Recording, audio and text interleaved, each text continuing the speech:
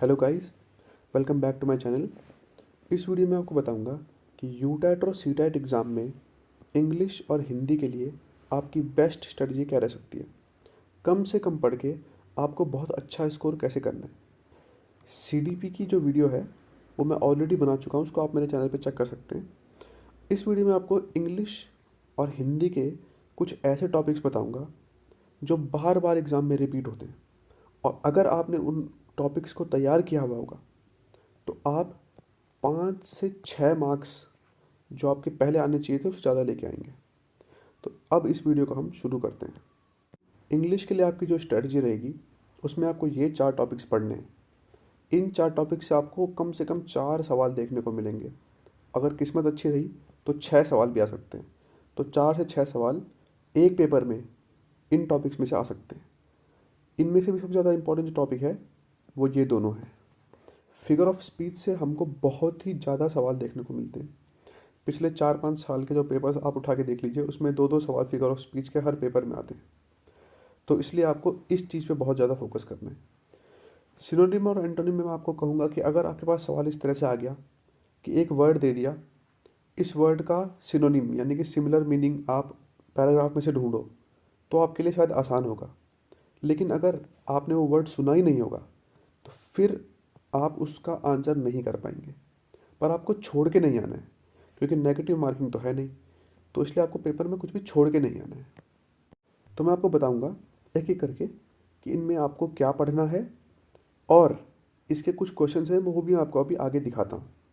पहला टॉपिक है parts of speech. इसमें आपको noun, pronoun, adverb, adjective, verb, preposition, conjunction और इंटरजेक्शन पढ़ने हैं। ये टॉपिक्स आपको तैयार करने हैं। इसमें से हर साल एक ना एक क्वेश्चन आता ही आता है। ये क्वेश्चंस पार्ट्स ऑफ स्पीच से आए हैं। इसके अलावा ये क्वेश्चंस भी पार्ट्स ऑफ स्पीच से आए हैं। इसमें पूछा गया है which part of speech is underlined word in the following sentence. मतलब ये जो पास्ट है ये कौन सा पार्ट ऑफ स्पीच है। जो इसमें येट है ये कौन सा पार्ट ऑफ स्पीच है। या इसमें देखिए सेंडिंग जो है ये कौन सा पार्ट ऑफ स्पीच है। ये एक बहुत ही अच्छा क्वेश्चन है जहाँ पे काफ़ी बच्चे फंस सकते हैं। ये कंटिन्यूसली कौन सा पार्ट ऑफ स्पीच है। इसमें हमें दिख रहा है कि एल वाई आ रहा है तो ये ऑब्वियसली एडवर्ब होगा। बट यहाँ पर बच्चे फंसते हैं क्योंकि उन्होंने तैयारी नहीं की होती है। वैसे ही हमारा दूसरा टॉपिक है फिगर्स ऑफ स्पीच। इसमें हम ये देखते हैं कि एक सेंटेंस है, उसको लिखा गया है पर उसका मीनिंग कुछ और है। जैसे मेटाफॉर हो गया, सिमिली हो गया, इडियम हो गया। वैसे ही ये सारे जो हैं ये फिगर्स ऑफ स्पीच हैं। इसके ही बहुत सारे क्वेश्चंस आए हैं। A phrase like a shady Grove कौन सा फिगर ऑफ स्पीच है। इसमें पोएम की जो फर्स्ट 2 लाइन्स हैं उसमें कौन सा पार्ट ऑफ स्पीच यूज़ हुआ है। अब जैसे इसने यहाँ पर पूछा है कि पोएम की लाइन नंबर 9 और 10 में कौन सा फिगर ऑफ स्पीच आया है, तो अगर आपको पता होगा कि फिगर ऑफ स्पीच क्या होता है, आपने पढ़ा हुआ होगा, तो आप अच्छे से स्कोर कर सकते हैं। जैसे इसने यहाँ पर पूछा है and some are loves and some so nearly balls. इसके बाद इन क्वेश्चंस में देखिए फिगर ऑफ स्पीच पूछा गया है। तो आप देख रहे हैं कि बहुत सारे क्वेश्चंस फिगर ऑफ स्पीच में रिपीट हुए हैं। 2019 से लेके अब तक जितने भी एग्ज़ाम हुए आप उनमें देख सकते हैं, बल्कि 18 से देख सकते हैं कि उनमें फिगर ऑफ स्पीच पे एग्जामिनर बहुत ध्यान दे रहा है। फिगर ऑफ स्पीच से बहुत सारे क्वेश्चंस पूछ रहे हैं। तो आपको फिगर ऑफ स्पीच अच्छे से पढ़ के जाना है। जो मैंने आपको इंग्लिश के टॉपिक्स बताए हैं इनमें सबसे इंपॉर्टेंट है फिगर्स ऑफ स्पीच। इसमें से हर साल 2-2 क्वेश्चन आ रहे हैं, पेपर 1 में भी और पेपर 2 में भी। इसलिए आपको फिगर्स ऑफ स्पीच अच्छे से तैयार करना है। ज़्यादा नहीं है, 4-5 फिगर्स ऑफ स्पीच हैं जो वो पूछता है, बस आपको वो तैयार करने हैं और आप +2 +4 मार्क्स आसानी से स्कोर कर सकते हैं। उसके बाद हमारा नेक्स्ट जो टॉपिक आता है वो आता है क्लॉजेज। वैसे रिसेंट ट्रेंड में क्लॉजेज से कम सवाल पूछे जा रहे हैं, शायद किसी सेट में 1 या 2 सवाल आ गए होंगे, बट फिर भी हमारे लिए ये इंपॉर्टेंट बना हुआ होता है। इसमें आपको ज़्यादा चीज़ें नहीं पढ़नी है, आपको सिर्फ 4 चीज़ें पढ़नी है।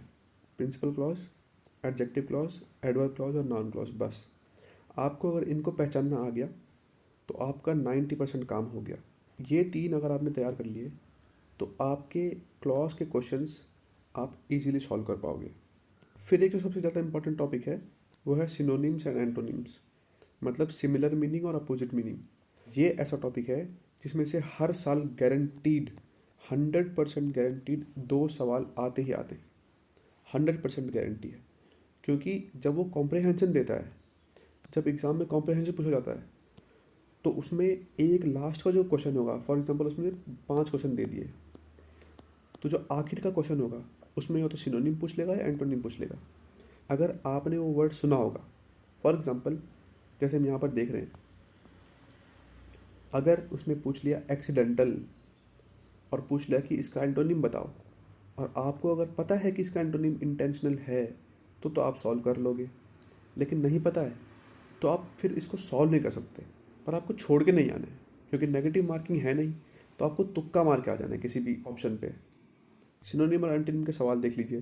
जैसे इसने पूछा है almost the same word as vestiges, vestiges का सेम वर्ड आपको यहाँ से निकालना है, तो इनमें से कौन सा वर्ड है आपको निकालना है। अगर आपने सुना होगा कि वेस्टिजेस क्या होता है तो आप निकाल सकते हैं, नहीं तो नहीं निकाल सकते।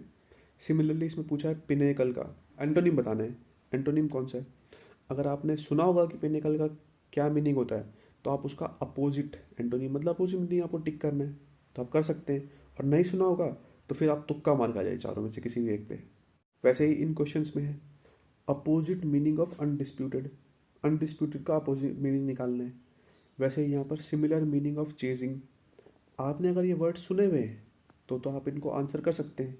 तो ये ऑन द स्पॉट हो गए, इसमें आप तैयारी नहीं कर सकते। हाँ, वर्ड्स पढ़ सकते हैं आप इधर उधर से, आपको रीडिंग हैबिट है तो वो आप काम आ सकती है, बट इसकी कोई ऐसी फुल फ्लेजेड तैयारी नहीं हो सकती है। अब हम आते हैं अपनी हिंदी की स्ट्रैटेजी पे। ये आपके इंपॉर्टेंट टॉपिक्स हैं हिंदी में। इनमें से भी उपसर्ग प्रत्यय और समानार्थी विलोम शब्द, ये सबसे ज़्यादा क्वेश्चंस इन दोनों टॉपिक से आते हैं। इसको तो आप तैयार नहीं कर सकते। अगर आपने पढ़ा होगा सुना होगा तो आप उसका आंसर कर सकते हैं, या अगर उसने कॉम्प्रहेंशन में से निकालने के लिए बोल दिया तो ये क्वेश्चंस आसान हो जाते हैं। पर उपसर्ग प्रत्यय का सवाल बहुत बार आता है, और रिसेंटली संज्ञा सर्वनाम में से भी पूछ रहा है।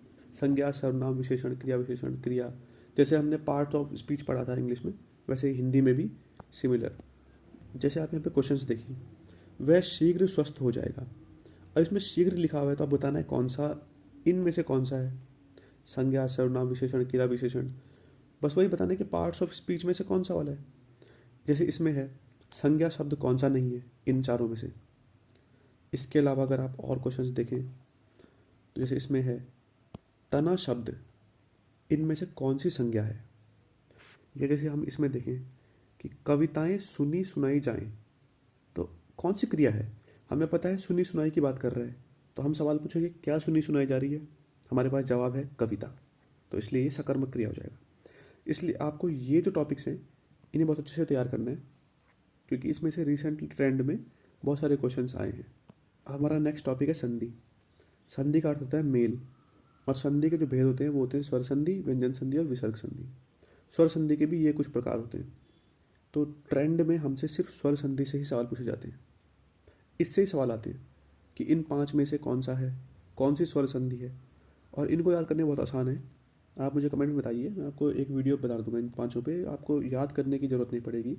इन 5 के लिए एक एक ट्रिक है और आपको याद करने की ज़रूरत नहीं पड़ेगी, आप देख के पहचान जाएंगे कौन सी संधि है। संधि के कुछ क्वेश्चन देख लीजिए। जैसे इसमें है कि सही संधि विच्छेद कौन सा है, तो आपको बताना है कि सही संधि विच्छेद इनमें से कौन सा है। वैसे इसमें है कि प्रमाणिकता को अगर हम विग्रह करें, यानी कि उसको अलग अलग करें, तोड़ें, तो इन चारों में से कौन सा सही बैठता है। तो इस तरह के सवाल आपके पास आते हैं संधि विच्छेद से या संधि से। नेक्स्ट जो टॉपिक होगा वो होगा समास। समास में से भी काफ़ी बार क्वेश्चन आए हैं, और समास का अर्थ होता है, सॉरी यहाँ पर समास होना चाहिए था। समास का अर्थ है दो या दो से अधिक शब्दों के मेल से बना नया और छोटा शब्द, मतलब एक शब्द प्लस दूसरा शब्द इक्वल्स तीसरा शब्द, इसको कहते हैं समास। तो आप यहाँ पे देख सकते हैं कि समास के 6 भेद होते हैं। आपको ये 6 भेदों में कैसे आइडेंटिफाई करना है, कैसे पता चलेगा द्विगु समास है। जैसे उसके आगे से कोई नंबर होगा, जैसे त्रिमासिक, तो अगर त्रिमासिक लिखा है तो आगे से त्रि है तो द्विगु समास, ऐसे आपको आइडेंटिफाई करना है। तो इसी तरह से आपको ट्रिक्स याद करनी है कि आपको कैसे आइडेंटिफाई करना है कि इनमें से कौन सा समास इस वर्ड में आया है। जैसे इसमें क्वेश्चन देखिए, साथ साथ में कौन सा समास है, तो आपको बताना है कि इन चारों में से कौन सा समास है। या हम देखें पर्ण विहीन में कौन सा समास है, तो अगर आपने पढ़ा हुआ होगा तो आपको आसानी से पता चल जाएगा कि इसमें कौन सा समास है। पर अगर आपने पढ़ा नहीं है तो आपको आइडिया भी नहीं आएगा कि मैं कौन सा ऑप्शन टिक करूँ। छोड़ना तो कोई भी क्वेश्चन नहीं है क्योंकि नेगेटिव मार्किंग नहीं है, तो टिक तो करके ही आना है, लेकिन ये टॉपिक्स ज़रूर तैयार करके जाने, ये बहुत इंपॉर्टेंट टॉपिक्स हैं। नेक्स्ट टॉपिक है अलंकार। वैसे रिसेंटली अलंकार ट्रेंड में नहीं है, इससे क्वेश्चंस बहुत कम आ रहे हैं, पर फिर भी हमारे लिए इंपॉर्टेंट टॉपिक है। अलंकार का शाब्दिक अर्थ होता है आभूषण। जिस प्रकार सुवर्ण आदि के आभूषण से शरीर की शोभा बढ़ती है, मतलब कि सोना पहनने से शरीर की शोभा बढ़ती है, उसी प्रकार काव्य अलंकारों से काव्य की शोभा बढ़ती है। अब ये अलंकार के भेद बताए गए हैं, शब्दालंकार, अर्थालंकार और उभयालंकार। इसके भी दो भेद होते हैं। ये शब्दालंकार के भेद हैं, ये अर्थालंकार के भेद हैं, और उभया के भी दो भेद होते हैं। तो आपको बस इनको पहचानना कैसे है ये पढ़ना है। अब हम आते हैं अपने सबसे इम्पॉर्टेंट टॉपिक पे, उपसर्ग और प्रत्यय। इस टॉपिक में से हर साल क्वेश्चन आता ही आता है। उपसर्ग जो होता है वो शब्द के आगे लगता है, जैसे अप, अभि, प्र, परि। और प्रत्यय जो होता है पीछे लगता है, जैसे ता, आस, इत, इक, आई। तो देखिए जैसे क्वेश्चंस आए हैं, अनिश्चित शब्द में कौन सा प्रत्यय आ सकता है, तो इसका मतलब हमको ये बताना है कि इनमें से कौन सा शब्द हम अनिश्चित में जोड़ सकते हैं। तो हम यहाँ पे लिख सकते हैं अनिश्चितता, तो ता सही हो जाएगा। वैसे ही सांस्कृतिक में प्रत्यय कौन सा है, संस्कृति प्लस इक, तो सांस्कृतिक। वैसे ही अनहद शब्द में इन चारों में से कौन सा सही है आपको ये बताना है। तो जैसे हम देखें अन्न, धन, हद, तो इसमें अन्न उपसर्ग है। और जिससे सबसे ज़्यादा क्वेश्चंस आते हैं वो ये टॉपिक है, समानार्थी और विलोम शब्द। एक शब्द दे देगा, जैसे यहाँ पे दे दिया सरित। अब बताओ कौन सा समानार्थी नहीं है। आपको ये ध्यान रखना है कि आपको ये नहीं को इग्नोर नहीं करना है। कई बच्चे यहाँ पे समानार्थी पढ़ के समानार्थी टिक करके आ जाते हैं, लेकिन आपको ये देखना है पर नहीं पूछा गया, यानी कि आपको इसका विलोम बताना है। वैसे ही मंजूर का समानार्थी शब्द कौन सा है। तो ऐसे क्वेश्चंस बार बार रिपीट होते रहते हैं। जैसे यहाँ पर एक और पूछ लिया कि वृक्ष का पर्यायवाची नहीं है, तो आपको सबसे पहले चेक करना है कि क्वेश्चन में नहीं तो नहीं लिखा हुआ है। अगर नहीं लिखा हुआ है तो इसका मतलब कि तीन ऑप्शंस जो होंगे वो सेम होंगे, और कभी भी एक ऑप्शन देख के टिक करके नहीं आ जाना चाहिए। पहले चारों ऑप्शन पढ़ने चाहिए, उसके बाद सोचना चाहिए कि सही कौन सा ऑप्शन होगा। तो अगर आपने यहाँ पे नहीं पढ़ लिया तो आपको ईजिली इसका आंसर मिल जाएगा, क्योंकि आपको तीन ऑप्शन सेम मिलेंगे। अब हमारा लास्ट टॉपिक है कुछ ज़रूरी शब्दावली, यानी कि आपको पैडागॉजी जो होगी उसमें ये शब्दावली काम आएगी। अगर आप इंग्लिश मीडियम के स्टूडेंट हैं तो हिंदी की जो पैडागॉजी होगी उसमें आपको कुछ ज़रूरी शब्द सीखने पड़ेंगे। जैसे टीचिंग को शिक्षण कहते हैं, लर्निंग को अधिगम कहते हैं। वैसे अगर आप हिंदी के स्टूडेंट हैं और आप इंग्लिश की पैडागॉजी सॉल्व करेंगे तो आपको उस वर्ड को इंग्लिश में क्या कहते हैं वो सीखना पड़ेगा। और वो कहाँ से होगा, उसका सबसे इम्पॉर्टेंट जो सोर्स है वो है प्रीवियस ईयर क्वेश्चन पेपर्स। सबसे इम्पॉर्टेंट सोर्स आपकी प्रिपरेशन का होना चाहिए प्रीवियस ईयर क्वेश्चन पेपर्स। आप इसको उठाइए, इन सब को उठाइए, 2016 के बाद से जितने भी पेपर हुए हैं सब सॉल्व करिए। आपको एक आइडिया लगेगा कि किस वर्ड को इंग्लिश में क्या कहते हैं और किस वर्ड को हिंदी में क्या कहते हैं। क्योंकि अगर आपको वर्ड का मीनिंग पता नहीं होगा तो आप उसका आंसर नहीं कर पाएंगे। अगर आपको किसी भी वीडियो का PDF चाहिए तो आप स्टडी विद शुभम सेमवाल नाम का एक चैनल है टेलीग्राम पे, उसका लिंक मैंने डिस्क्रिप्शन में दिया हुआ है, उसको ज्वाइन कर सकते हैं। आगे जो भी वीडियोज़ आएंगी, जैसे सोशल स्टडीज़ के लिए एक वीडियो आएगी, मैथ और साइंस की क्या स्टडीज होनी चाहिए उसके लिए एक वीडियो आएगी, उसके जो भी आपको PDF चाहिए होंगे वो इस टेलीग्राम चैनल पे मिलेंगे। वीडियो के अंत तक बने रहने के लिए thank you. All the best.